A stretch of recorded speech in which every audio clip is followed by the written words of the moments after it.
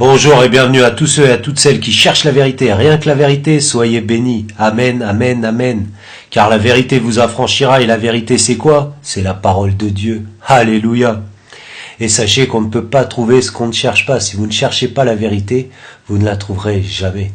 Que Dieu vous bénisse pour cette démarche. Aujourd'hui sur ma chaîne Divine Vérité Biblique, nous allons étudier spécifiquement le 4e royaume du livre de Daniel.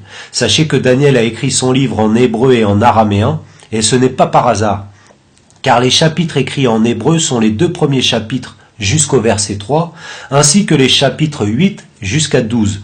Et ces chapitres concerne le jugement d'Israël selon la chair, le peuple juif, tandis que du chapitre 2, verset 4 au chapitre 7, verset 28, Daniel a écrit en araméen, car ces chapitres décrivent le jugement des nations païennes d'entre les gentils. Je n'ai qu'une chose à dire comme d'hab, Alléluia. Si vous n'avez pas vu mon étude sur le chapitre 8 de Daniel concernant la fin des temps, je vous invite vivement à la voir sur ma chaîne car elle est complémentaire à celle-ci. Ainsi vous aurez une compréhension globale de ces prophéties. Les chapitres 2 et 7 de Daniel relatent tous les deux des prophéties très claires à propos de 4 royaumes.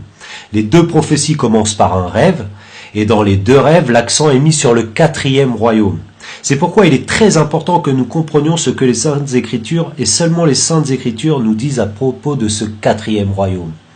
S'il est sujet à tant d'interprétations apocalyptiques plus ou moins farfelues, c'est parce que ce royaume n'est pas explicitement nommé dans les Saintes Écritures, contrairement aux 3 premiers, le royaume de Babylone, les Médo-Perses et le royaume de Javan. Le premier rêve en Daniel chapitre 2 est celui de Nabuchodonosor, le roi de Babylone, lequel concerne la fin des temps et le futur. Cette prophétie concerne la fin des temps et le futur. Lisons 2,38, Daniel chapitre 2, versets 28 et 29. Mais il y a un Dieu aux cieux qui révèle les secrets et qui a fait connaître au roi Nabuchodonosor ce qui doit arriver au dernier temps. Les derniers temps sont toujours associés au retour de notre Dieu et Sauveur Jésus. Ton songe et les visions de ta tête que tu as eues sur ton lit sont telles. Tes pensées au roi te sont montées dans ton lit concernant ce qui arriverait dans le futur. Et celui qui révèle les secrets t'a déclaré ce qui doit t'arriver. Donc Dieu nous révèle à travers Daniel que cette prophétie a un double accomplissement. Partiel, parce que c'est ce qui arrivera dans le futur, comme nous allons le voir historiquement, ça a été accompli partiellement, mais la prophétie décrite telle qu'elle est dans le livre de Daniel, chapitre 2 et 7, ou au 8, ou au 10, ou dans le livre d'Apocalypse, s'accomplira parfaitement selon tous les détails décrits au dernier temps, au retour de Jésus, Yeshua, c'est-à-dire notre génération, car nous vivons au dernier temps. Il faut savoir que Nabuchodonosor rêve des royaumes terrestres en les imaginant comme une énorme statue composée de métaux précieux. Pourquoi? Car il s'agit d'une perspective humaine et idolâtre, comme nous allons le voir. Lisons Daniel chapitre 32, versets 31 à 33. Tu contemplais, ô roi, et voici une grande statue. Et cette grande statue dont la splendeur était immense était debout devant toi, et elle était terrible à voir. La tête de cette statue était d'un or très fin, sa poitrine et ses bras étaient en argent, son ventre et ses hanches étaient en bronze, ses jambes étaient en fer, ses pieds étaient en partie en fer et en partie en argile. Donc on voit que cette statue ne représente pas Nabuchodonosor, cette statue est devant lui, d'accord?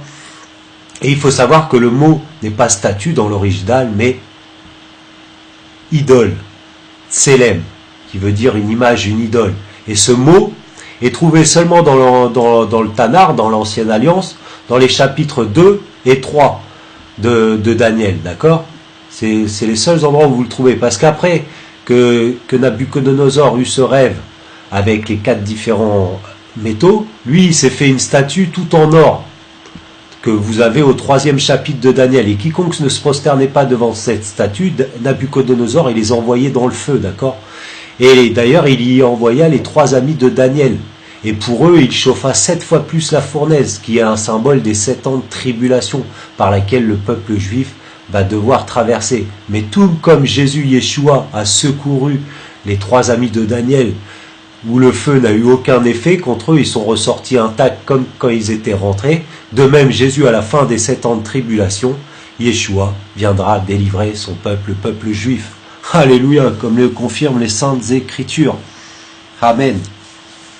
Et Nabuchodonosor était une figure de l'antichrist islamique qui lui aussi dressera durant les 3 ans et demi de la dernière moitié des 7 ans de tribulation une idole, comme il est écrit au chapitre 13 d'Apocalypse.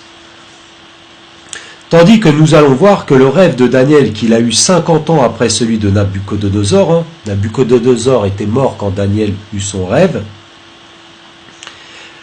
lui décrit ces mêmes royaumes comme des bêtes, car c'est la perspective de Dieu, car ce sont des royaumes terrestres, païens et idolâtres. Et leur idolâtrie va s'amplifier au fur et à mesure que nous étudierons la statue. Lisons Daniel chapitre 7 versets 1 à 3. La première année de Belshazzar, roi de Babylone, Daniel vit un songe et étant dans son lit, il eut des visions dans sa tête. Puis il écrivait le songe et il en dit le sommaire. Daniel donc parla et dit, je regardais de nuit dans ma vision et voici les 4 vents des cieux se levèrent avec impétuosité sur la grande mer. Puis 4 grandes bêtes montèrent de la mer, différentes d'une de l'autre. Donc on voit bien que quand Daniel eut son rêve 50 ans après celui de Nabuchodonosor, Nabuchodonosor était mort et qu'il a eu son rêve la première année de Belshazzar. Il faut savoir que Belshazzar n'était pas chronologiquement le successeur de Nabuchodonosor. Il y a eu 3 autres rois avant, dont Évil-Mérodach. Mais si Belshazzar est cité, c'est parce que c'est à lui que le royaume de Babylone fut retiré, comme Dieu l'avait prédit, lui avait dit au chapitre 5 de Daniel, d'accord? C'est pour ça que c'est Belshazzar qui est cité. Et on lit aussi que Daniel nous a fait qu'un résumé du rêve, car le rêve complet se trouve avec, quand on lit Apocalypse de l'apôtre Jean. Je vais vous faire aussi un petit aparté pour que vous ayez une bonne base. Les 4 vents des cieux, qui se levèrent avec impétuosité sur la grande mer, sont les 4 vents décrits par Zacharie au chapitre 6, versets 1 à 5. Et j'élevais encore mes yeux et je regardais et voici 4 chariots qui sortaient d'entre 2 montagnes. Et ces montagnes étaient des montagnes de bronze. Ces montagnes symbolisent des royaumes, comme il est écrit au chapitre 17 d'Apocalypse. Et on voit que c'est en bronze. Le bronze, c'est le symbole du 3e royaume, le royaume de Javan, qui est traduit malheureusement souvent par Grèce, alors que c'est une hérésie, puisque Javan était un petit-fils de Noé, et lorsqu'il partit pour repeupler la terre, Javan s'installa en Asie mineure, c'est-à-dire en Ionie, qui est la Turquie actuelle, d'accord? Au premier chariot, il y avait des chevaux roux, au second chariot, des chevaux noirs, au 3e chariot, des chevaux blancs, au 4e chariot, des chevaux cendrés et mouchetés. Tout ça correspond à des peuples. Les cendrés et mouchetés, c'est ce qui est décrit dans, dans le 4e royaume, avec les pieds en fer et en argile, comme nous le verrons. Et je pris la parole et je dis à l'ange qui parlait avec moi, « Mon Seigneur, que veulent dire ces choses ?» Et l'ange répondit et me dit, « Ce sont les 4 vents des cieux qui sortent du lieu où il se tenait devant le Seigneur de toute la terre. » Donc on voit que ces 4 chariots, ce sont les 4 vents des cieux que nous avons vus décrits par Daniel au chapitre 7. Et ces 4 chariots, à la tête de ces 4 chariots, il y a les 4 chevaux et les 4 anges du livre qui sont décrits dans le livre d'Apocalypse au chapitre 6 et 7, que je vous invite à lire. Et ces 4 anges, symbolisés par les 4 vents et 4 chevaux, 4 chariots, sont ceux qui exécutent le jugement de Dieu contre l'Israël selon la chair, le peuple juif, par le biais de 4 cornes. Lisons Zacharie chapitre 1, versets 18 à 21. Puis j'ai levé mes yeux et je regardais, et voici 4 cornes. Alors je dis à l'ange qui parlait avec moi, que veulent dire ces choses? Et il me répondit, ce sont les cornes qui ont dissipé Juda, le peuple juif, Israël, le pays qui a été donné en héritage au peuple juif par le Dieu tout-puissant Jésus, Yeshua, et Jérusalem, la capitale d'Israël, et la ville choisie par le roi des rois et seigneur des seigneurs, Jésus, Yeshua. Puis Yahweh me montra 4 forgerons, et je dis, que viennent faire ceci? Et il répondit et dit, ce sont là les cornes qui ont dissipé le peuple juif, tellement que personne ne levait la tête, mais ceux-ci sont venus pour les effrayer et pour abattre les cornes des nations qui ont élevé la corne contre le pays de Juda, le peuple juif, pour le dissiper. Comme on le voit, ce sont ces 4 cornes, ces 4 chevaux qui exécutent le jugement contre l'Israël selon la chair, le peuple juif. Hein? C'est indéniable. Et ces 4 cornes et ces 4 forgerons symbolisent les 4 royaumes et les 4 rois représentés par les 4 métaux de la statue dans le rêve de Nabuchodonosor et par les 4 bêtes dans le rêve de Daniel. Ce qui est confirmé en 7-17. Ces 4 grandes bêtes sont 4 rois qui s'élèveront de la terre. Il me parla donc, la 4e bête sera un 4e royaume sur la terre, lequel sera différent de tous les royaumes et dévorera toute la terre, la foulera et les brisera. Donc on voit que les rois les 4 grandes bêtes sont à la fois 4 rois et 4 royaumes. D'accord? C'est très important. Et que ces 4 royaumes, 4 rois, correspondent aux 4 cornes, aux 4 chevaux, aux 4 chariots que nous avons vus avec Zacharie. Et Daniel et Jean mettent l'accent sur le fait que ces 4 royaumes, 4 bêtes, 4 rois, 4 forgerons, 4 cornes, 4 chevaux, 4 chariots émergeront de nations païennes, c'est-à-dire non juives, lesquelles sont symbolisées par la Grande Mer. Regardez, les 4 vents des cieux se levèrent avec impétuosité sur la Grande Mer. La Grande Mer, la majorité du temps, dans les Saintes Écritures, ça symbolise la mer Méditerranée. Mais là, ce n'est pas le cas. Ça symbolise les nations païennes qui ne sont pas juives. Puis 4 grandes bêtes montèrent de la mer différentes d'une de l'autre. Ce qui nous confirme le prophète Daniel, qui nous dit bien que ces 4 grandes bêtes viennent de la terre.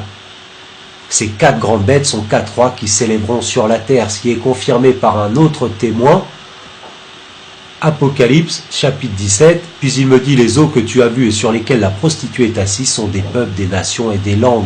Ceci représente les 4 bêtes, les 4 cornes, les 4 anges, les 4 chevaux, etc. Ce sont des nations païennes d'entre les gentils et idolâtres.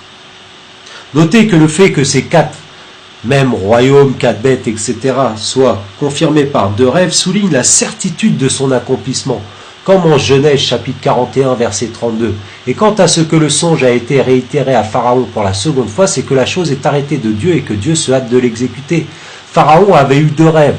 L'un, le premier où il voyait des épis maigres et des épis gras, et après un autre rêve plus tard où il eut une vision avec des vaches maigres et des vaches grasses. Et cela symbolisait 7 ans de famine. C'est une typologie des 7 ans de tribulation.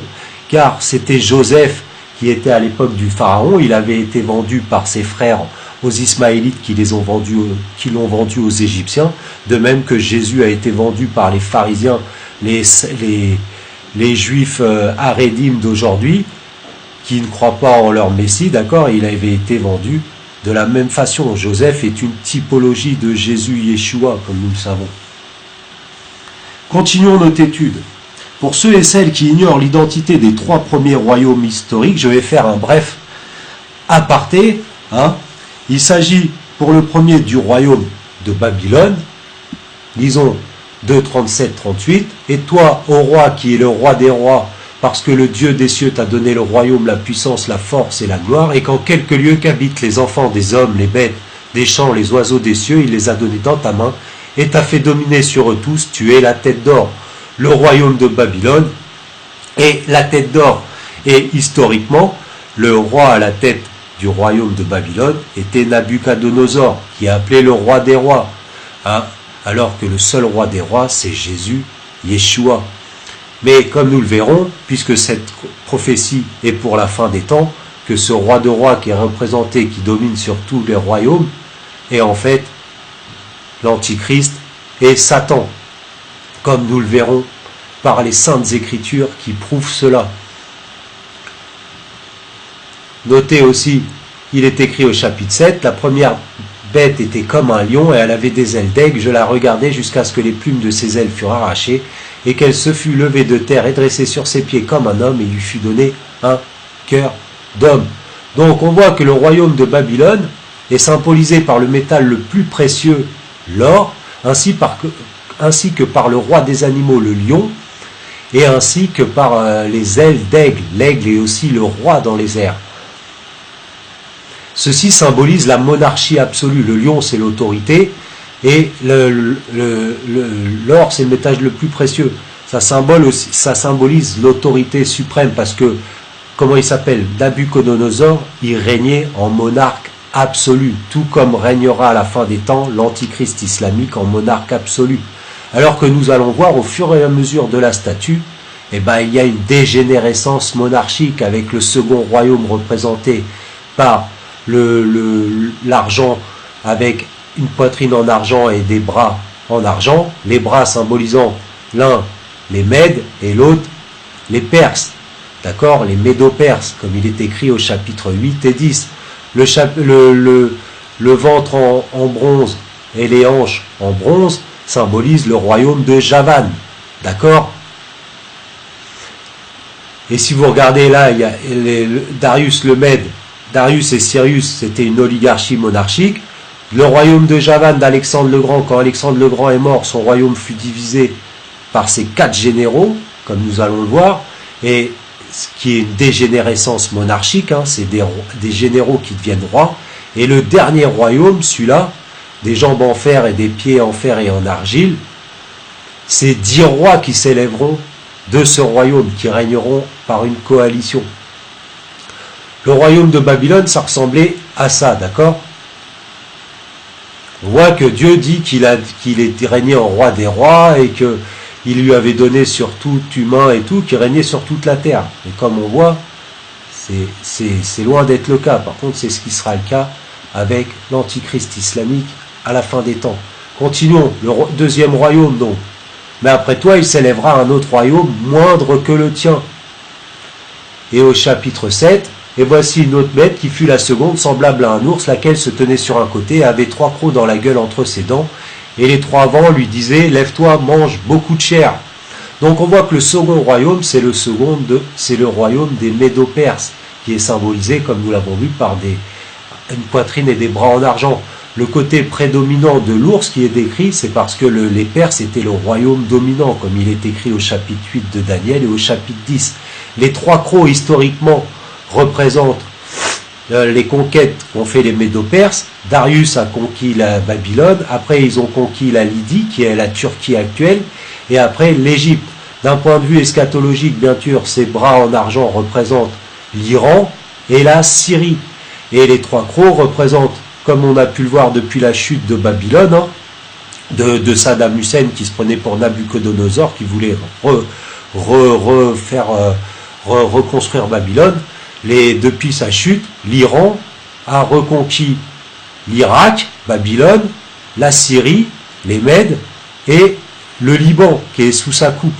D'accord? Mais par contre, comme nous l'avons vu dans ma vidéo sur le chapitre 8, d'un point de vue prophétique, ils n'arriveront pas à conquérir la Turquie comme ils l'avaient fait.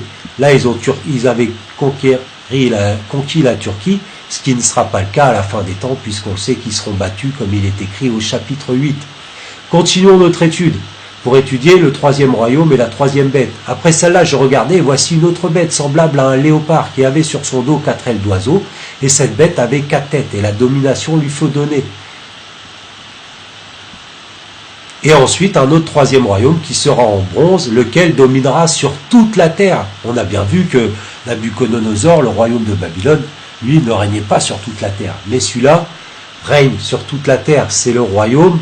Le léopard, historiquement, symbolise Alexandre le Grand, d'accord, qui a conquis la terre comme un léopard en 10 ans. Mais après, il est mort à 33 ans, d'une mort subite, et son royaume fut divisé par 4 de ses généraux, d'accord, qui sont symbolisés par les 4 têtes du léopard. Dieu avait prédit ça 250 ans avant que ça arrive. Alléluia. Ces 4 généraux qui sont, comme nous allons le voir juste après. Regardez, la terre biblique, donc, il dit bien qu'il a conquéri toute la terre s'étend de l'Inde, Macédoine, hein, jusqu'à l'Égypte-Soudan, d'accord. On remarque que c'est à peu près le même royaume que celui des Perses, hein, des Médo-Perses, hein, si vous regardez bien. Mais le royaume d'Alexandre s'étend jusqu'à l'Inde, d'accord. Et tous ces pays aujourd'hui sont tous musulmans, à part Israël et à part la Grèce pour l'instant, mais ils vont se faire bouffer par l'Albanie, la Bosnie et puis surtout avec la Turquie, comme c'est écrit dans les Saintes Écritures. Donc on voit que le 3e royaume d'Alexandre le Grand est représenté par un ventre en bronze et des hanches. Les hanches symbolisent les deux principaux des 4 généraux, hein, les Ptolémées et les Séleucides. qui représente les 4 têtes du léopard, hein, c'est les 4 royaumes, car le royaume d'Alexandre le Grand est en fait un quadruple royaume, comme nous le voyons ici. Après sa mort en 323, ces 4 principaux généraux se sont partagés son empire comme ceci: Cassandre, Lysimaque, Séleucide, Ptolémée. Les Séleucides et les Ptolémées sont représentés par les hanches en bronze, parce que c'est eux qui ont eu une histoire néfaste contre Israël. D'ailleurs, les Ptolémées et les Séleucides se sont fait la guerre pendant plus d'une centaine d'années afin d'avoir le contrôle de la région, et c'est les Séleucides, le roi du Nord, qui a gagné. D'accord ? Il est appelé le roi du Nord et les Ptolémées les rois du Sud parce que Israël est le centre du monde. Dans la Bible, les 4 coins cardinaux sont toujours d'après Israël qui est le centre du monde, Jérusalem est le centre d'Israël et le mont du Temple est le centre de Jérusalem. D'accord ? Tout est lié à Israël dans la Bible. Tout est centré autour d'Israël parce que c'est le pays qu'a choisi Dieu, d'accord? Alléluia. Et ce pays appartient seulement au peuple juif.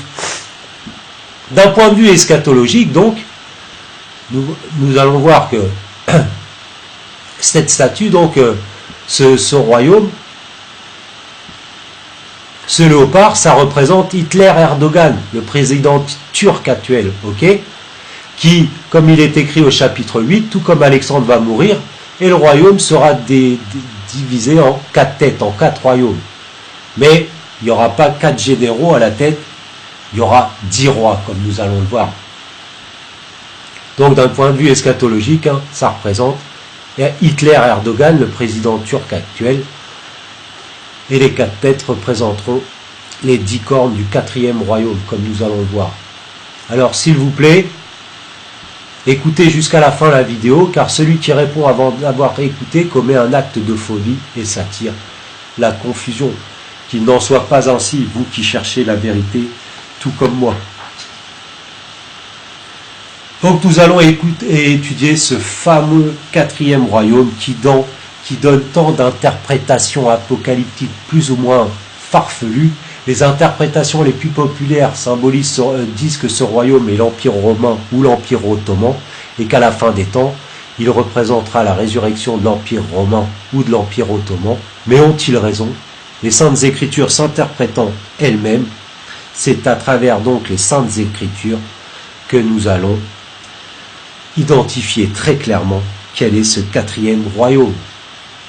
Lisons Daniel chapitre 2, verset 40. Puis il y aura un 4e royaume, fort comme du fer, parce que le fer brise et met tout en pièces, et comme le fer met en pièces toutes ces choses, ainsi il brisera toutes ces choses. Lisons aussi au chapitre 7. Après celle-là, je regardais dans les visions de la nuit, et voici la 4e bête qui était épouvantable, affreuse et très forte, avait des grandes dents en fer. Hein. On retrouve le fer, le caractéristique de ce royaume. Elle mangeait, brisait et foulait à ses pieds ce qui restait. Elle était différente de toutes les bêtes qui avaient été avant elle. Et elle avait 10 cornes. D'accord? C'est la spécificité, parce que Daniel, le rêve de Daniel est un rêve beaucoup plus détaillé que celui de Nabuchodonosor. Daniel était un prophète de Dieu. Et donc il donne beaucoup plus de détails. Et il nous dit que ce royaume émergera avec 10 cornes, comme nous le confirme au verset 19. Alors j'ai voulu savoir la vérité. Regardez, Daniel aussi il cherche la vérité, tout comme nous. Alors j'ai voulu savoir la vérité concernant la 4e bête qui était différente de toutes les autres, fort et terrible, de laquelle les dents étaient en fer, les ongles en bronze. Encore une référence au royaume de Javan, Turquie actuelle, qui mangeait et brisait et foulait à ses pieds ce qui restait. Lisons le verset 23. Il me parla donc ainsi, l'ange lui interprète le rêve, la 4e bête sera un 4e royaume sur la terre, lequel sera différent de tous les royaumes, et dévorera toute la terre, la foulera et la brisera. Donc on voit que ce 4e royaume va briser les 3 royaumes précédents, qui va dévorer toute la terre, comme on a vu, la terre dans la Bible, comme il est écrit aussi en Esther chapitre 1, c'est d'Inde à la Turquie, Macédoine, jusqu'au Soudan, d'accord? Et qu'il a des ongles en bronze, donc ce qui prouve que le quadruple, les 10 rois, viendront après l'éclatement de la Turquie, après sa guerre contre l'Iran, comme nous l'avons vu au chapitre 8 de Daniel, dans ma vidéo, que je vous invite à regarder. ça formera le 4e royaume avec à la tête 10 rois comme il est écrit. D'accord? Et on voit la dégénérescence monarchique absolue avec ce 4e royaume, hein, parce qu'il est dirigé à la base par 10 rois. D'accord? Et cette division de ce royaume à cause des 10 rois est symbolisée par les orteils et les pieds, comme nous allons voir. Donc on voit bien qu'il est bien spécifié que ce royaume a 10 cornes, touchant les 10 cornes qui étaient sur sa tête. D'accord? Les 10 cornes sont 10 rois qui s'élèveront de ce royaume, du 4e royaume. D'accord? Ils viennent tous en même temps. D'accord? Les 10 rois s'élèveront tous de ce 4e royaume en même temps, ce qui va créer une division, comme nous allons le voir.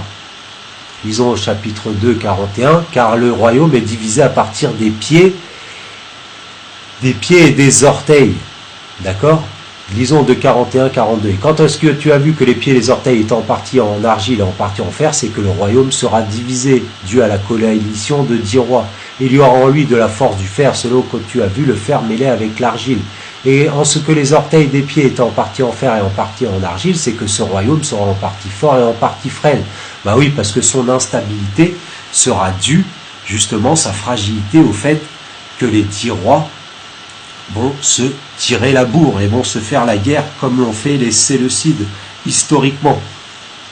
Jean confirme aussi que le 4e royaume émergera avec 10 rois. Nous avons donc 2 témoins. Les 10 cornes que tu as vues sont 10 rois qui n'ont pas encore reçu de royaume mais qui reçoivent autorité comme roi pendant 1 heure avec la bête.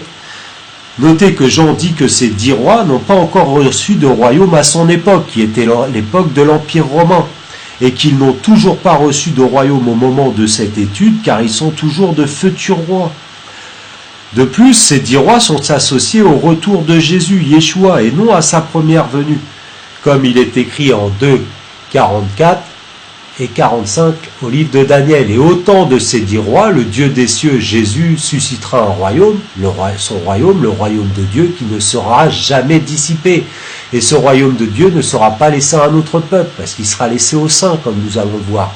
Mais il brisera et consumera tous ces royaumes, les 4 royaumes qui sont que nous avons découverts, Babylone, Médo-Perse, Javan, et le royaume des 10 cornes, dont on ne connaît pas le nom encore, vont être détruits au retour de Jésus, qui établira son royaume éternellement. Selon que tu as vu que de la montagne, une pierre, Jésus, qui est symbolisé, les Juifs buvaient à la pierre qui était dans le désert, qui était Jésus, d'accord? Et Jésus est aussi la pierre qui est rejetée par ceux qui baptisaient, c'est-à-dire les Juifs religieux, les mêmes maintenant, et les mêmes hérétiques qui malheureusement détournent le peuple juif de la vérité. Donc cette pierre, Jésus a été coupé sans main et elle a brisé le fer, le bronze, l'argile, l'argent et l'or. Le grand Dieu a fait connaître au roi ce qui arrivera dans le futur. Or, le songe est véritable et son interprétation est certaine, comme d'habitude, puisque c'est la parole de Dieu. Alléluia. Ceci nous est confirmé que les 10 rois sont aussi par un autre témoin associé au retour de Jésus. C'est Apocalypse 17, 14, car ces 10 rois combattront contre l'agneau, Jésus Yeshua, mais l'agneau les vaincra parce qu'il est le Seigneur des seigneurs et le véritable roi des rois, d'accord?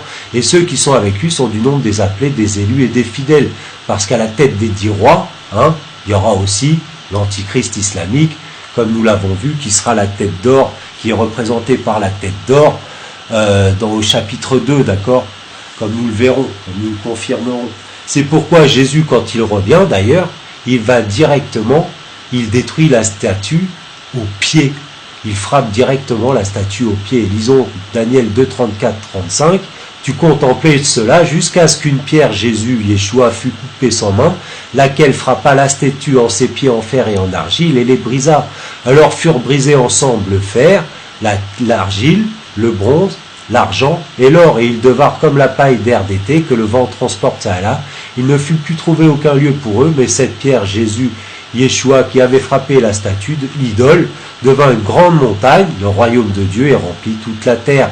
Et on voit que Jésus, donc, il frappe la statue au pied, et que le fer, la terre, l'argent, le bronze, l'argent et l'or s'écroulent, d'accord, de manière opposée à la statue de Nabuchodonosor qui représente d'abord l'or, l'argent, le bronze, le fer avec les pieds en argile et en fer, qui ne font qu'un et seul et même royaume, comme nous l'avons vu.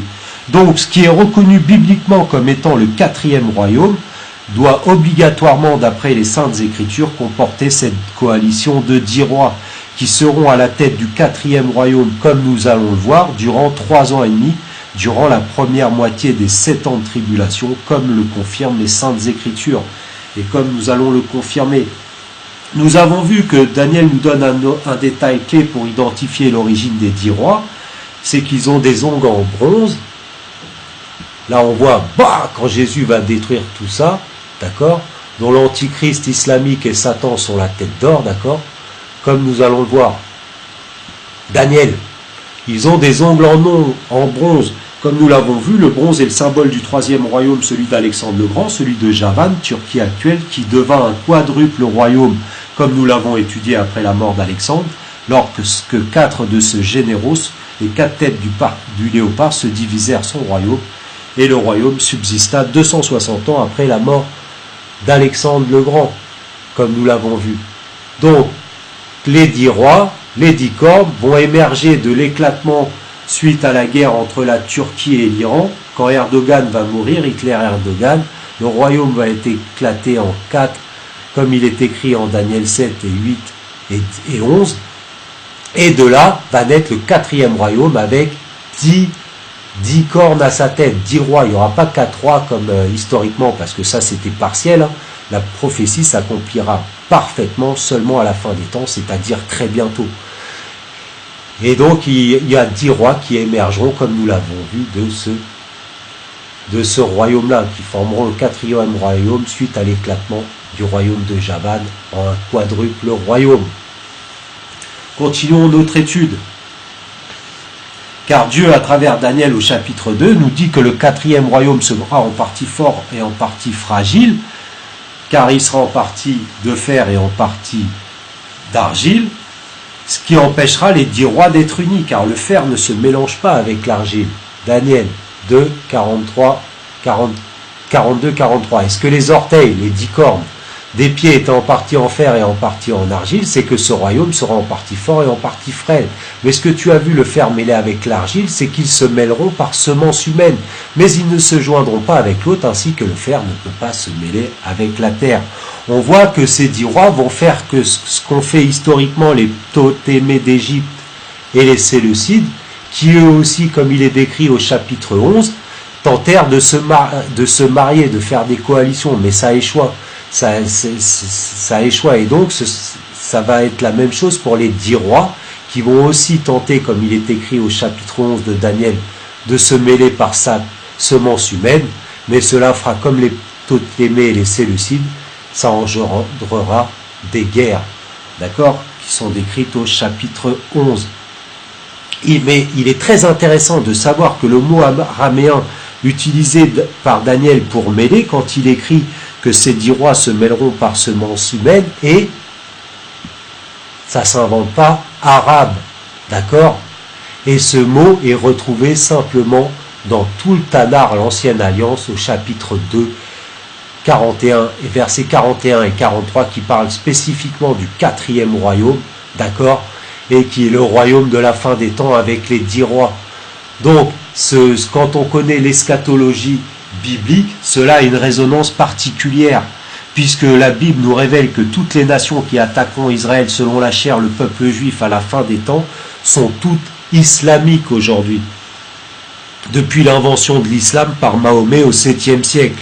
Ces Arabes qui voudront se mêler alors que c'est impossible, pardon, et qui se feront la guerre comme c'est décrit au chapitre 11, me fait penser au conflit entre les sunnites et les chiites, parce que les chiites, les rois du sud, les Ptolémées d'Égypte historiquement, et ben aujourd'hui c'est le fief des sunnites, le fief des frères musulmans. Alors tandis que l'antichrist islamique qui est appelé le roi du nord, qui est aussi appelé le roi du Babylone ou l'assyrien, vient de cette région qui est à majorité chiite.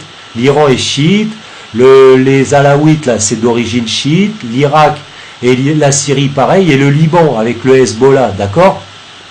Et pour moi, d'après ma compréhension, puisque j'ai étudié l'islam quand je cherchais la vérité, hein, parce que je suis devenu chrétien, parce que avant j'ai lu le bouddhisme, l'hindouisme et l'islam, c'est pour ça que je suis devenu chrétien, je cherchais la vérité, et j'ai appris quand j'ai lu l'islam, le Coran et la Sunna, que Mahomet dit que le Mahdi, ce qui est pour nous l'antichrist, sera un de ses descendants, d'accord? Et les seuls descendants qu'a eu Mahomet, il les a eus par sa fille Fatima, qui était mariée avec Ali, d'accord? Et ils ont eu notamment Hassan et Hussein. Et Ali est le seul successeur qui est reconnu par les chiites, d'accord?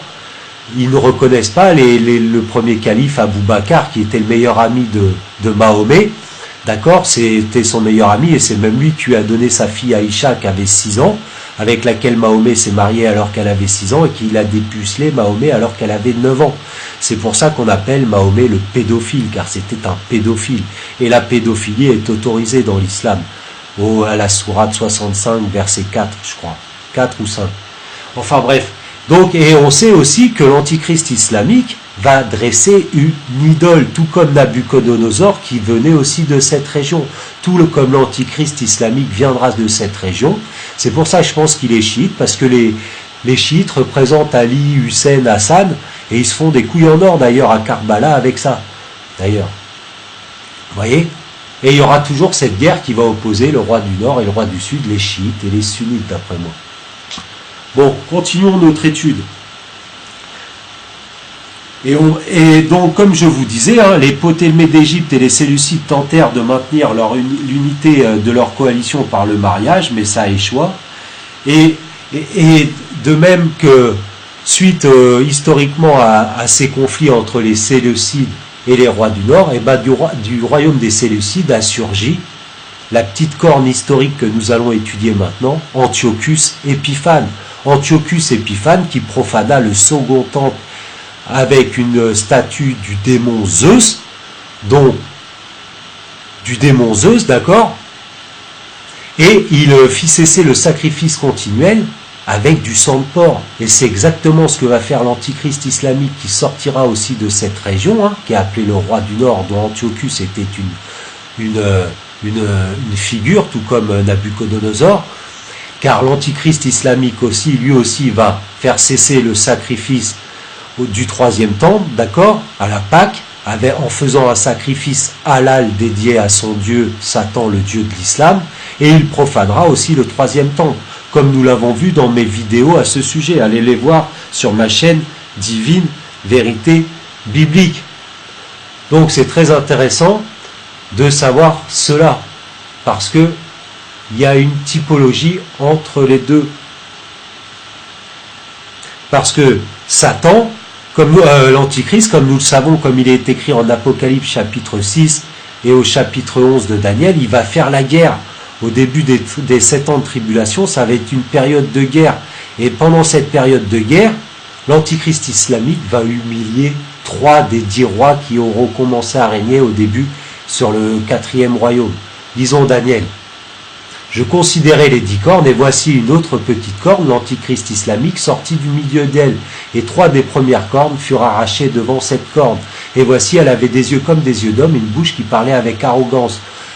Cette petite corne, l'antichrist islamique, a quelque chose qui n'est pas humain. Pourquoi? Parce que son pouvoir, comme nous allons le voir, viendra de Satan lui-même. C'est grâce à Satan qui va humilier 3 rois, dont tout comme Antiochus Épiphane Antiochus III le Grand a humilié le roi d'Égypte, de même l'Antichrist au chapitre 11, il est écrit qu'il humiliera le roi d'Égypte. Ce sera un des 3 rois qui va tomber sous la coupe de l'Antichrist. Continuons notre étude.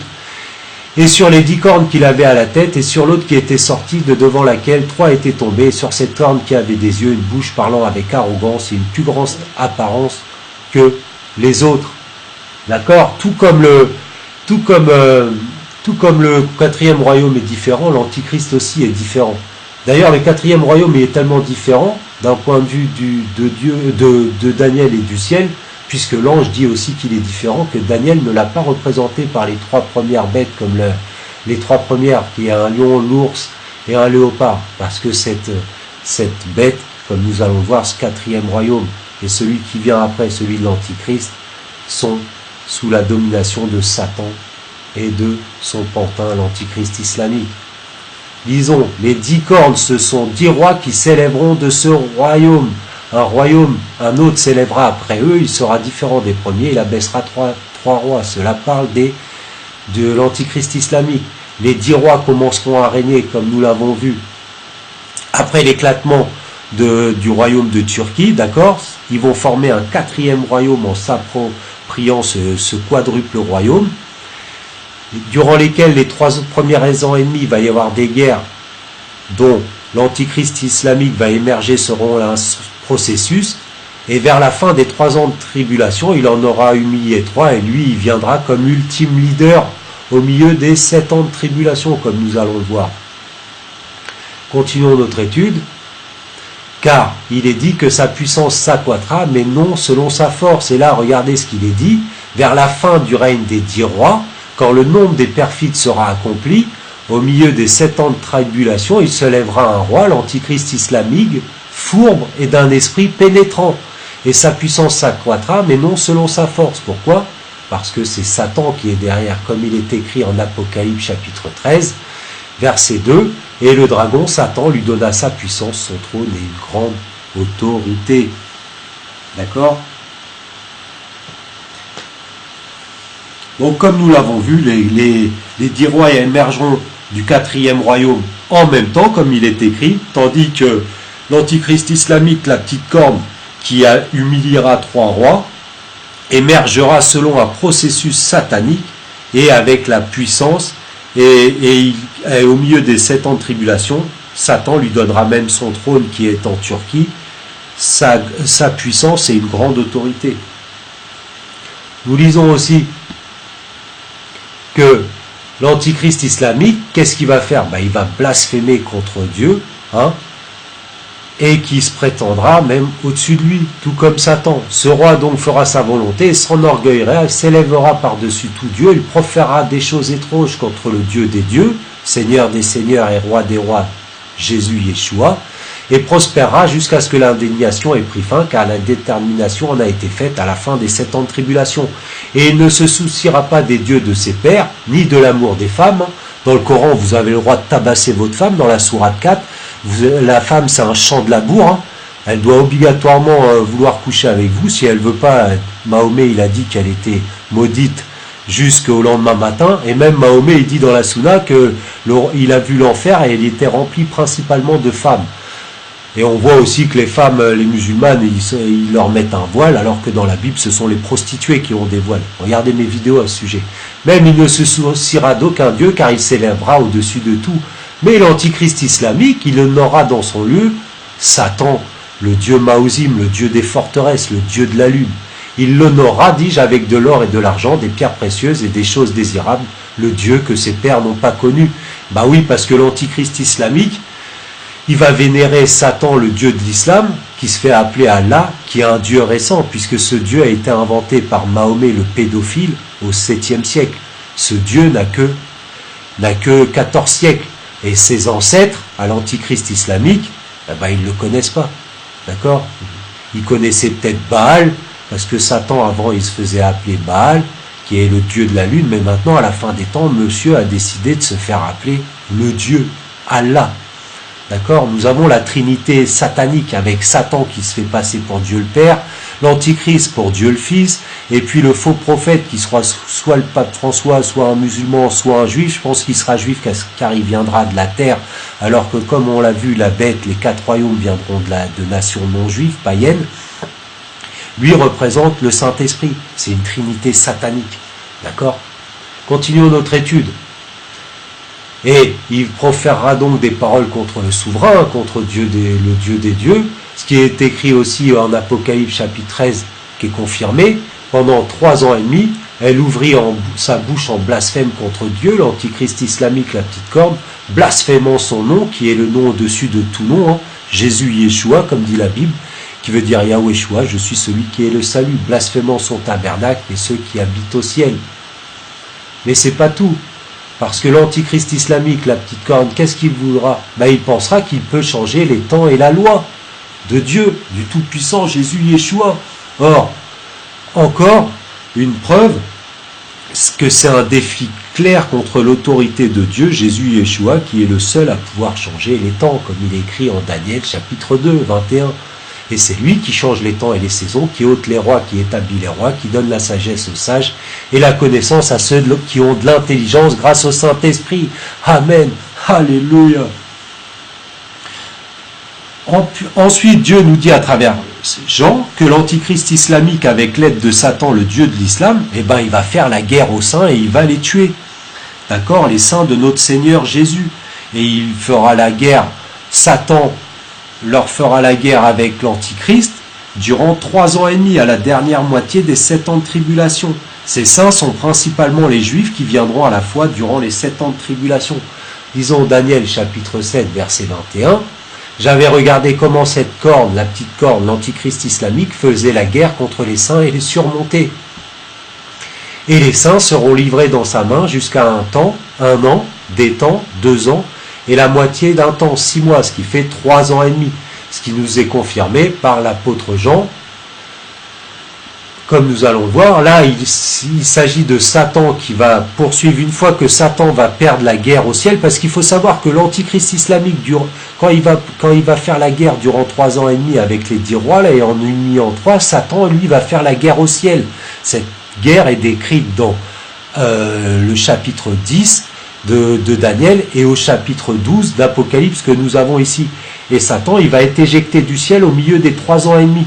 Et il va être éjecté sur la terre. Et c'est pour ça qu'il va donner son autorité, sa puissance à l'antichrist islamique. D'accord?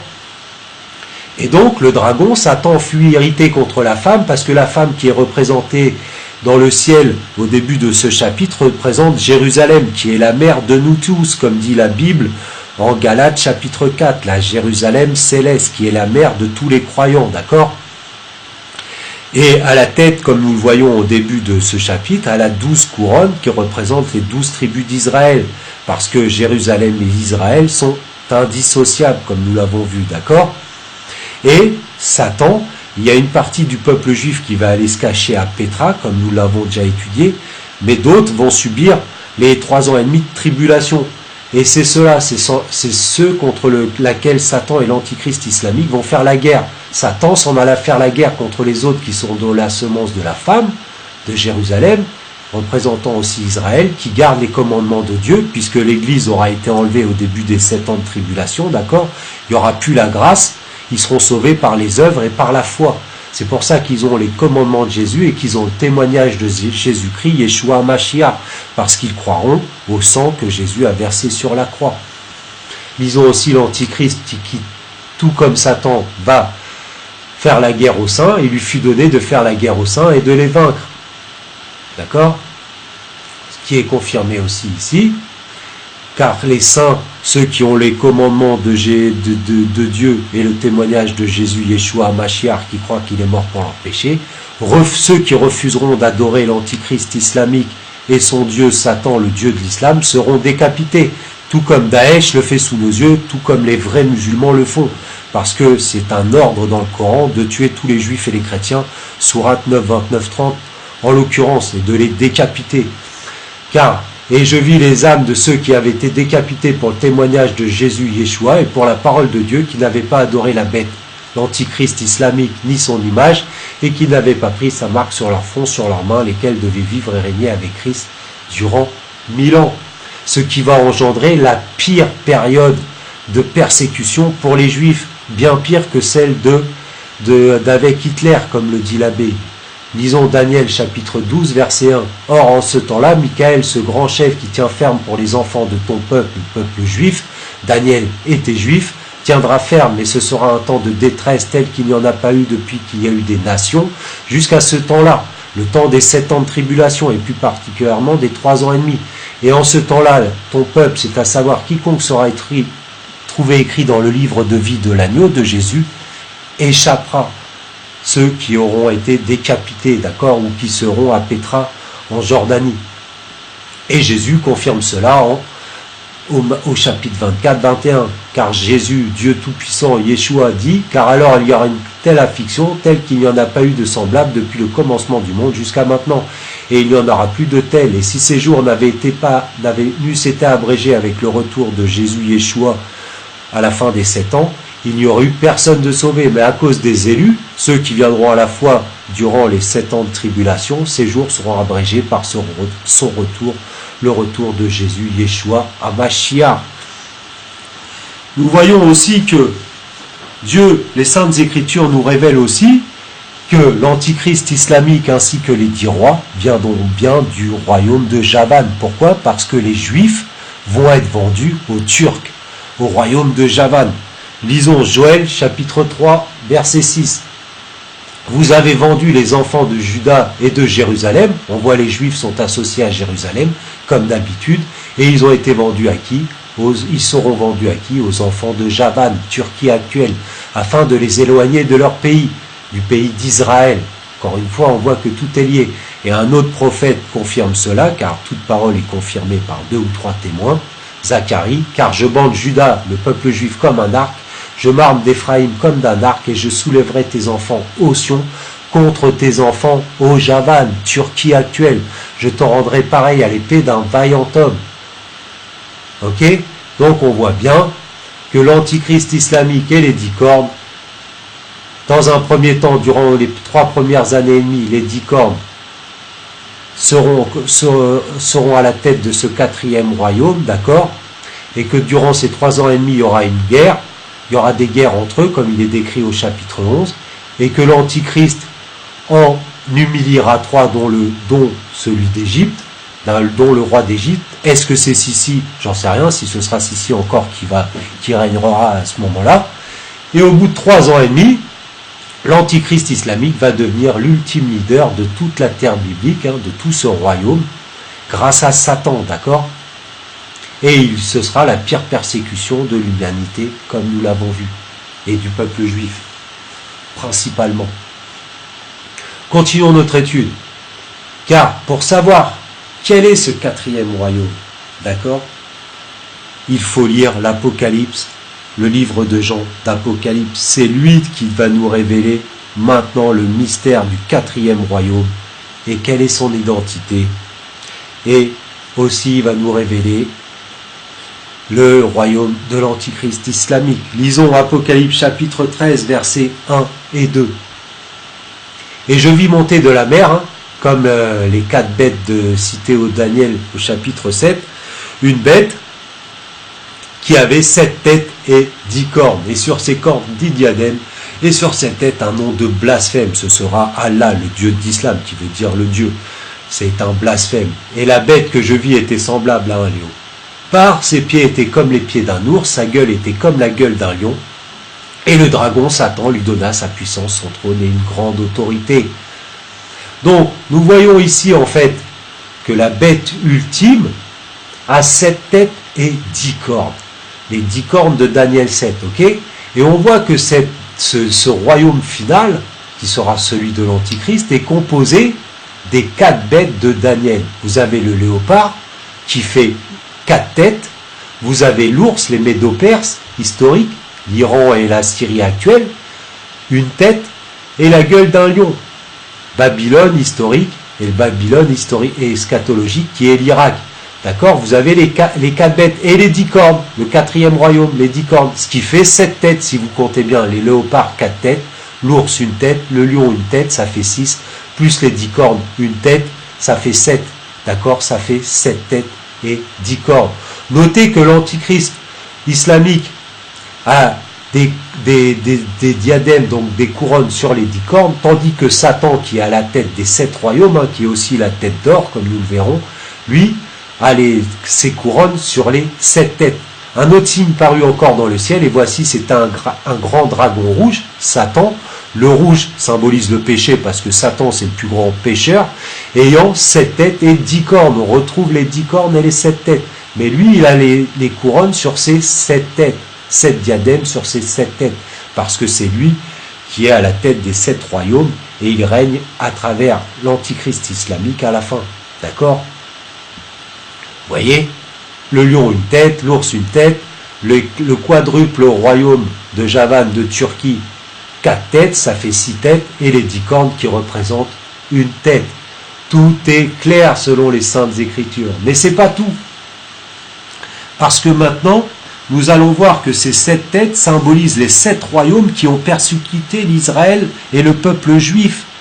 Et à la lumière des Saintes Écritures, la 4e bête est donc la 7e tête, le 7e royaume décrit par Jean, celui des 10 rois, qui durera un peu de temps, la première moitié des tribulations, c'est-à-dire 3 ans et demi. Lisons Apocalypse chapitre 17.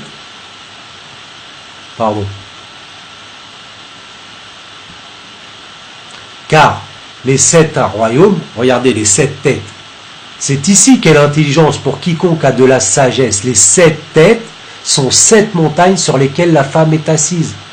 Ce sont 7 royaumes, d'accord? Ce sont aussi 7 rois, comme nous l'avons vu, ce sont à la fois des royaumes et des rois. Les 5 sont tombés. Quels sont les 5 royaumes qui sont tombés à l'époque de Jean? C'est l'Égypte, la Syrie, Babylone, Médo-Perse et Javan, d'accord?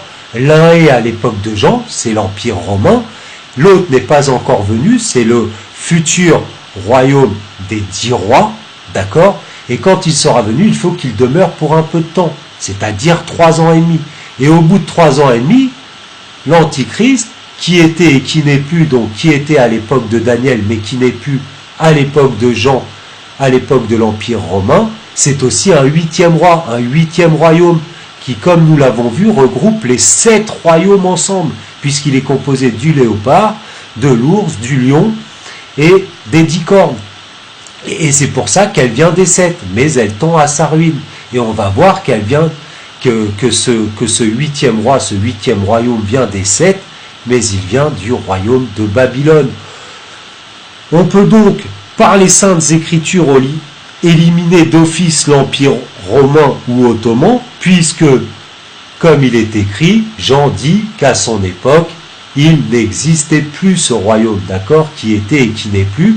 Et nous lisons aussi au chapitre 8, au verset 8, la bête que tu as vue a été et n'est plus. Elle était à l'époque de Daniel, c'est le royaume de Babylone, mais elle n'est plus à l'époque de Jean, parce que c'est l'Empire romain, mais pourtant elle sera à la fin des temps, comme il est écrit ici, qui était à l'époque de Daniel, qui n'est plus à l'époque de Jean, mais qui toutefois sera à la fin des temps, car ce sera la résurrection de l'Empire de Babylone, quand l'Antichrist islamique, la tête d'or, régnera en ultime leader comme Nabuchodonosor à la tête du 8e royaume, qui est lui aussi un 8e roi. D'accord? Comme nous l'avons vu, Jean nous dit que les 10 rois n'ont pas encore reçu de royaume à son époque, et ils n'ont toujours pas reçu de royaume au moment de cette étude, car ils sont toujours de futurs rois, tout comme le futur royaume de l'Antichrist islamique. Et si Rome avait été l'Empire romain ressuscité, il n'aurait fallu pas qu'il soit le 6e, mais le 7e, qu'il soit celui des 10 rois. Or, Rome ne sera jamais celui des 10 rois, d'accord? Comme nous venons de voir par les Saintes Écritures. D'accord? Comme nous l'avons vu.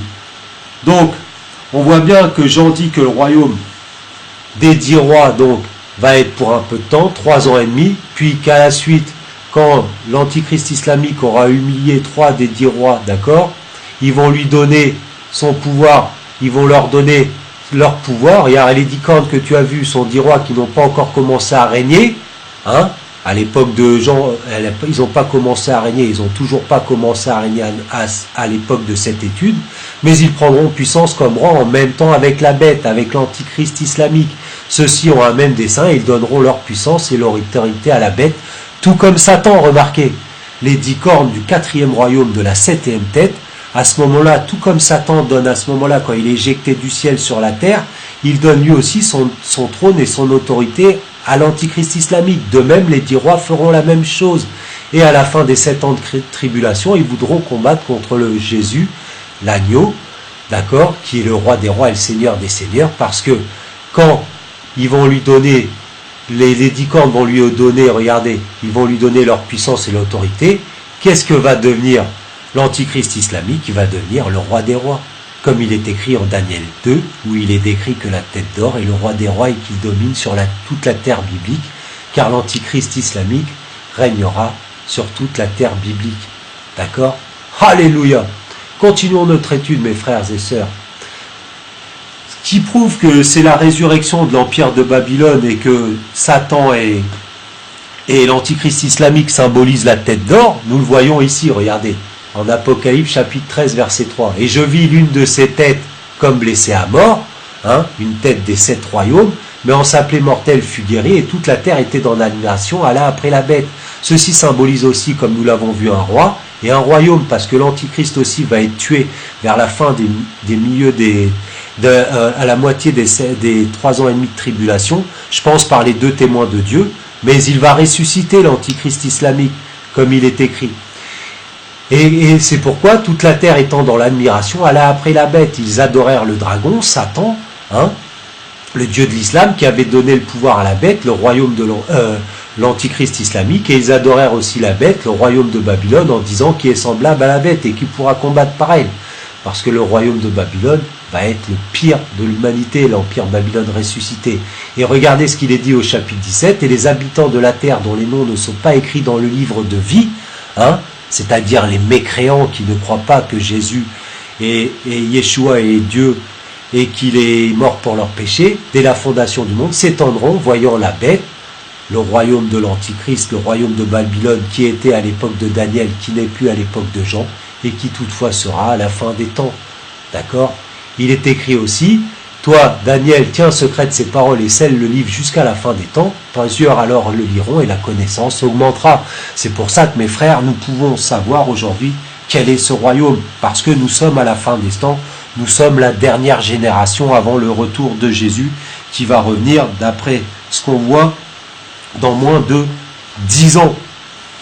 Et Dieu nous confirme aussi que c'est bien le royaume de Babylone qui va ressusciter à travers l'antichrist islamique et quand Satan va être éjecté du ciel, car Isaïe décrit un roi humain appelé le roi de Babylone comme étant Satan. Et ce passage fait référence à l'antichrist islamique aussi. Lisons Isaïe chapitre 14, verset... je voulais vous faire lire aussi comme quoi l'antichrist aussi il va ressusciter. Excusez-moi. La première bête, donc l'antichrist islamique, dont la plaie mortelle avait été guérie. Nous lisons aussi ici, commandant aux habitants de la terre, là c'est le faux prophète, qui je pense qu'il sera juif car il vient de la terre, demandera de faire une image à l'antichrist islamique qui avait reçu le coup mortel de l'épée. Vous voyez, il va recevoir un coup mortel, mais il va ressusciter, et qui néanmoins était vivante. Et nous avons la description à quoi va ressembler l'antichrist islamique quand il va ressusciter en Zacharie chapitre 11 verset 17. Malheur au pasteur inutile qui abandonne le troupeau, l'épée sera sur son bras, la même épée qu'on vient de voir, et sur son œil droit, et son bras séchera certainement, et son œil droit sera entièrement obscurci. Donc on voit que quand l'antichrist islamique va être frappé, va recevoir le coup mortel de l'épée, d'accord, eh ben il va perdre son bras droit, et son œil droit deviendra aveugle, d'accord.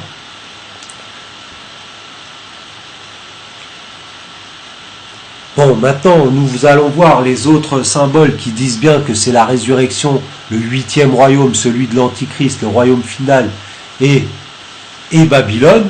Nous avons un autre élément ici, c'est en Apocalypse chapitre 17, verset 5, parce que spirituellement, ce royaume est comparé à celui de Babylone. Pourquoi? Parce que Nabuchodonosor, tout comme l'Antichrist, c'est celui qui a détruit le premier temple, qui a profané le temple, et c'est exactement ce que fera aussi l'Antichrist, qui fera cesser le sacrifice et qui profanera le second temple, d'accord? Et il a appelé spirituellement Babylone. C'est un autre élément qui nous dit bien que le royaume de l'Antichrist sera la résurrection de l'empire de Babylone. Mais cette Babylone-là est un mystère, c'est pas la ville de Babylone, car allez voir quelle est cette Babylone-là sur ma chaîne Divine Vérité Biblique, car j'explique quelle est la réelle Babylone. Certains disent que c'est la Rome, d'autres que c'est la Mecque, et certains Jérusalem. Allez voir ma vidéo, vous saurez tout. Et donc, comme je vous disais auparavant, avant cet aparté, Isaïe décrit un roi humain appelé le roi de Babylone pour la fin du temps, et qui est Satan aussi. Et ce passage fait référence à l'antichrist islamique à venir. Lisons Isaïe chapitre 14, verset 4. que tu prononces ce proverbe contre le roi de Babylone, et tu diras comme l'oppresseur a cessé, la cité dorée a cessé. Et au verset 12, ce roi de Babylone est aussi associé à Satan. Comment es-tu tombé du ciel, ô Lucifer, fils du matin? Comment es-tu abattu à terre, toi qui affaiblissais les nations? Dans la majorité des Bibles, il est traduit étoile du matin. Mais ce n'est pas du tout le cas dans l'original, notamment dans la Septante, qui ont traduit la Bible 200 ans avant Jésus-Christ en grec. Cela, j'utilise j'utilise la traduction française de la King James, d'accord? Donc on voit bien qu'il a appelé que le roi de Babylone est à la fois un être humain, l'antichrist islamique, et à la fois Satan, Lucifer, le dieu de l'islam. Lisons aussi Apocalypse, qui nous dit en Jérémie que l'antichrist est appelé le roi de Babylone. Le roi de Babylone en a entendu le bruit et ses membres sont devenus lâches, l'angoisse là ici, un travail comme celle qui enfante. D'accord? En Jérémie 50-43 nous confirme un autre témoin que l'antichrist est appelé le roi de Babylone. Nous avons vu aussi que le royaume de Babylone est symbolisé par un lion, d'accord, symbolisant l'autorité et étant une contrefaçon de Jésus, qui Jésus est le lion de Juda. Regardons, Satan aussi est appelé un lion. 1 Pierre 5,8, soyez sobres, veillez, car le diable Satan, votre adversaire, tourne de vous comme un lion rugissant, cherchant qui il pourra dévorer, en 1 Pierre chaque 8. Et l'antichrist islamique est aussi, tout comme Nabuchodonosor était appelé le roi de Babylone et un lion au chapitre 49, de même l'antichrist islamique est appelé le roi de Babylone et un lion au chapitre 50-43. Roi de Babylone, et voici il montra comme un lion. D'accord? Ce qui est une contrefaçon, bien sûr, du vrai lion, c'est-à-dire Jésus. Lisez aussi Genèse chapitre 49, versets 9 et 10. Et l'un des vieillards me dit, ne pleure pas, voici le lion de la tribu de Juda, Jésus Yeshua, le rejeton de David, a vaincu pour ouvrir le livre et ses 7 sceaux. D'accord? Ensuite, à la fin des 7 ans de tribulation, bien sûr, l'antichrist islamique va être jugé, tué, avoir part à la seconde résurrection, c'est-à-dire à la seconde mort, et puis être jeté vivant dans le feu. Lisons pour cela Daniel chapitre 7 verset 21. Je vis cette corne, l'antichrist islamique, faire la guerre aux saints, comme nous l'avons vu, et l'emporter sur eux, jusqu'au moment où l'ancien des jours, Dieu le Père, vint donner droit aux saints du Très-Haut, et le temps arrivera où les saints furent en possession du royaume. Amen. Allons au verset 9. Je regardais pendant que l'on plaçait des trônes, et l'ancien des jours s'assit, Dieu le Père, son vêtement était blanc comme la neige, et les cheveux de sa tête étaient comme de la laine pure, son trône était comme des flammes de feu, et les roues comme un feu ardent. Alléluia. Un fleuve de feu coulait et sortait de devant lui, 1000 milliers le servaient, et 10 000 millions se tenaient en sa présence. Les juges chassirent et les livres furent ouverts. Regardez, Dieu le Père, il va venir carrément avec juger l'antichrist. Je regardais alors, et à cause des paroles arrogantes que prononçait la corne, l'antichrist islamique, et tandis que je regardais, l'antichrist fut tué et son corps fut anéanti, livré au feu pour être brûlé. Pardonnez-moi pour le bruit, il y a des travaux dans mon immeuble a priori. Donc on voit bien que Dieu va être jugé, et il va être tué au moment où Jésus va revenir. Et au temps de ces 10 rois, le Dieu des cieux suscitera un royaume qui ne sera jamais dissipé, et ce royaume ne sera pas laissé à un autre peuple, mais il brisera et consommera tous ces royaumes, et il sera établi éternellement, comme nous l'avons vu après. Et au retour de Jésus, l'antichrist islamique sera jeté dans le feu, parce qu'il aura été tué, ok, les livres ont ouvert, il aura part à la seconde mort, d'accord, qui est décrite en Apocalypse chapitre 20, et du coup il sera jeté vivant dans le feu éternel. C'est pourquoi il écrit au chapitre 19-20, et l'antichrist fut pris, et avec lui le faux prophète, sûrement juif, parce qu'il viendra de la terre, qui avait fait devant elle les prodiges par lesquels il avait séduit ceux qui avaient pris la marque de l'antichrist et adoré son idole. Ils furent tous les deux jetés vivants dans les temps ardents de feu et de soufre, parce qu'auparavant Dieu le Père les a jugés, et que les livres furent ouverts, comme il en sera après le royaume de Dieu, le millénium, au bout de 1000 ans, où les livres furent ouverts, et quiconque ne fut pas écrit ressuscitèrent pour la seconde mort et sont envoyés dans le feu éternel. Voilà, Jésus va détruire tous ces royaumes. J'espère que cette étude a été une bénédiction pour vous, mes frères et sœurs. Nous avons donc vu que le 4e royaume est celui des 10 cornes et qu'il correspond au 7e royaume, la 7e tête décrite par l'Apocalypse, par Jean en Apocalypse 13, d'accord, et en Apocalypse 17. C'est le 7e royaume qui durera 3 ans et demi. Et au bout de 3 ans et demi, l'antichrist islamique deviendra l'ultime leader, d'accord, tout comme Nabuchodonosor, un monarque absolu. Et ce sera la résurrection de l'empire islamique. Sera la résurrection de l'empire de Babylone, et ce sera l'empire islamique, d'accord?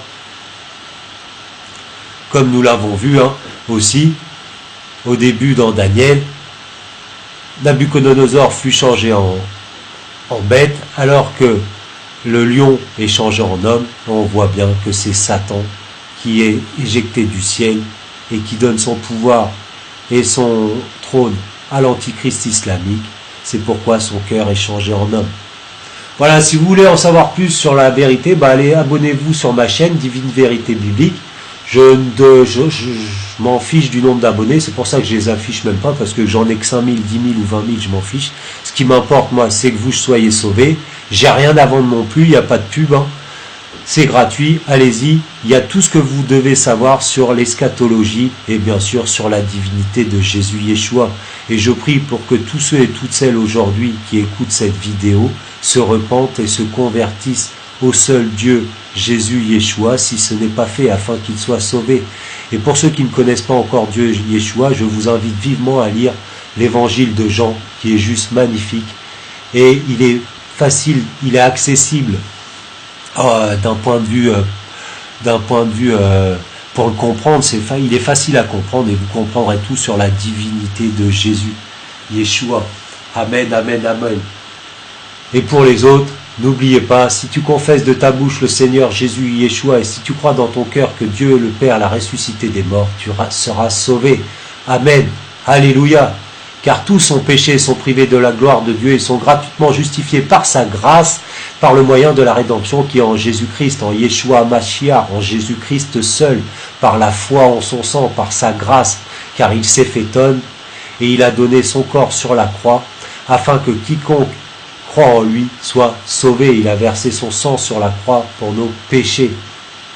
Car le salaire du péché, c'est la mort, mais le don gratuit de Dieu, qui s'est donné lui-même sur la croix pour nos péchés, c'est la vie éternelle en Jésus-Christ, Yeshua Mashiach, notre Seigneur. Car c'est par la grâce que vous êtes sauvés, par le moyen de la foi seule, par la foi au sang versé sur la croix par Jésus. Si vous croyez au faux Jésus inventé par Mahomet, ou les témoins de Jéhovah, ou les Mormons, vous irez dans le feu éternel. D'accord? C'est évident, vous rejoindrez Mahomet et Satan. Et cela ne vient pas de vous, c'est le don de Dieu, ce n'est pas par les œuvres afin que personne ne se glorifie. Donc les hérétiques comme les adventistes ou les juifs messianiques qui veulent souvent vous ramener sous la loi, ne les écoutez pas, car c'est par la grâce que vous êtes sauvés, par le moyen de la foi, par la foi au sang de Jésus qu'il a versé sur la croix. Amen, alléluia. Car il y a un seul Dieu et aussi un seul médiateur entre Dieu et les hommes, Jésus-Christ homme. Car il y a un seul Dieu et aussi un seul médiateur entre Dieu et les hommes, c'est Dieu fait homme. D'accord? C'est pas Fatima, c'est pas le démon de la fausse Marie démoniaque inventée par le dôme catholique, c'est pas les faux saints, les faux prêtres. Non, il n'y a qu'un seul Dieu et un seul médiateur entre Dieu et les hommes, c'est Dieu fait homme, d'accord? Qui s'est donné lui-même en rançon pour tous. C'est là le témoignage rendu en son propre temps, et c'est là le témoignage que je rends au nom du Dieu tout-puissant Jésus Yeshua à notre époque, car Jésus est Dieu fait chair. Au commencement était la parole, et la parole était avec Dieu, et cette parole était Dieu, d'accord? Et la parole, Jésus a été faite chair, et elle habitait parmi nous pleine de grâce et de vérité. Nous avons contemplé sa gloire, une gloire comme la gloire du Fils unique venu du Père. La Bible est très claire. Jésus est Dieu fait homme, et il est mort pour nos péchés sur la croix, et il est ressuscité, et il vit éternellement. Alors aujourd'hui, si vous entendez sa voix, n'endurcissez pas votre cœur comme l'ont fait les Juifs dans le désert, et ils ont été tués pour cela. Car le salaire du péché, c'est la mort, et tous ceux qui renieront la vérité, à savoir que Dieu s'est fait homme et qu'il a donné sa vie sur la croix pour nos péchés, rejoindront Satan dans le feu éternel, là où sont Mahomet, là où sont Hitler, là où sont tous les mécréants de l'humanité. Voilà, soyez toutes et toutes bénis par le nom au-dessus de tout nom, Jésus, Yeshua, qui signifie je suis, Yahwehshua, qui signifie je suis celui qui est le salut, le nom au-dessus de tout nom, le nom qu'il donna à Moïse. Quand il a dit Yah, je suis, le même nom qu'a utilisé Jésus quand les Juifs lui dirent tu n'as pas encore 50 ans et tu as vu Abraham. Jésus, Yeshua, le Dieu vivant, leur répondit sachez qu'avant Abraham fut créé, Yah, je suis. Il a dit, il était l'Éternel. C'est pour ça que les Juifs religieux prirent des pierres et voulurent le lapider, car il avait hautement déclaré qu'il était Dieu, il l'a hautement prouvé par ses œuvres. Il est merveilleux, le Dieu des dieux. Mais seulement ceux qui le chercheront pourront le trouver. Mais il n'est pas loin, il est tout près, là, dans votre cœur. Alors n'endurcissez pas votre cœur. Amen. Alléluia. Soyez tous et toutes bénis par le nom au-dessus de tout nom, Jésus, Yeshua en hébreu qui veut dire Yahwehshua, je suis celui qui est le salut. Amen, amen, amen. Je t'aime, Seigneur Jésus. Alléluia.